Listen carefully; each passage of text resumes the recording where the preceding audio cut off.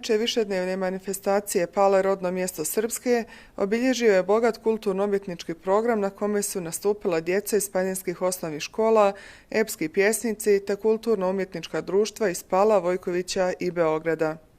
Organizatori ovoga programa bili su Kulturno-sportski centar Pale, Srpsko prosvjetno kulturno društvo Prosvjeta iz Pala i klub Ideja Pale u saradnji sa Srpskim pravoslavnim udruženjem Svetosavlje iz Pala. Oni su istakli da je čast učestvovati u organizaciji manifestacije koja proslavlja najznačajniji dan za Paljane, te da će ovaj program sljedeće godine biti još bogatiji.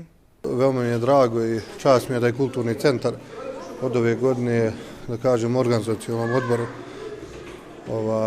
ovih dana. Ovo je dvodnevna manifestacija. U ovom prvom danu ćete vidjeti nastup iz osnovne škole Pale kao i gostiju iz Fuda.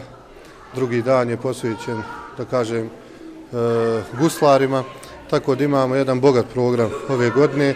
Ja se nadam da ćemo mi kao institucija i zajedno sa ovim udruženjima ovu manifestaciju pretvoriti u tradicionalnu i da će ona biti nešto što će sigurno obilježavati rođendan naše Republike Srpske. Organizatori večeras prije svega jesu prosvjetni radnici koji skupa sa djecom i gostima obilježavaju Dan Republike Srpske pod nazivom Pale rodno mjesto Republike Srpske. Cilj manifestacije je svakako obilježavanje Republike Srpske. Pale jesu rodno mjesto Republike Srpske koje su nastale kao izraz volje srpskog naroda i Republika Srpska svakako jeste institucionalna zaštita srpskog naroda u Bosni i Hercegovini.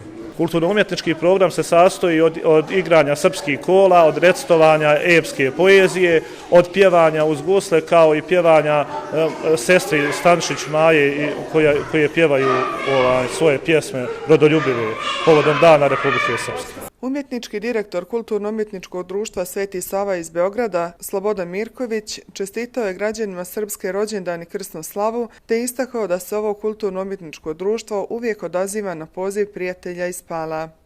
Izuzetno sam srećan što nas pozivaju da na ovako svečan dan budemo gosti ovde.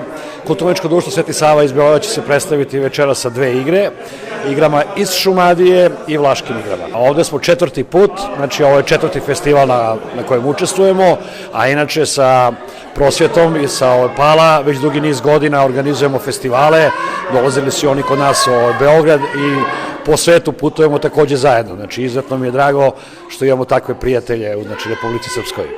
Načelnik opštine Pale Boško Jugović zahvalio je organizatorima na organizaciji ovako bogatog kulturno-umjetničkog programa, te istakao da će svake godine ovaj program biti još bogatiji i još svečaniji. Nema dileme da će to u Palama biti sve intenzivnije i sve jače, zato što je u Palama nastala Republika Srpska i mi ćemo gledati da svake godine jačamo taj kulturno-umjetnički program i taj način obilježavanja da zaista Pale ostanu dio onoga što zaslužuju, a to je rodno mjesto Republike Srpske.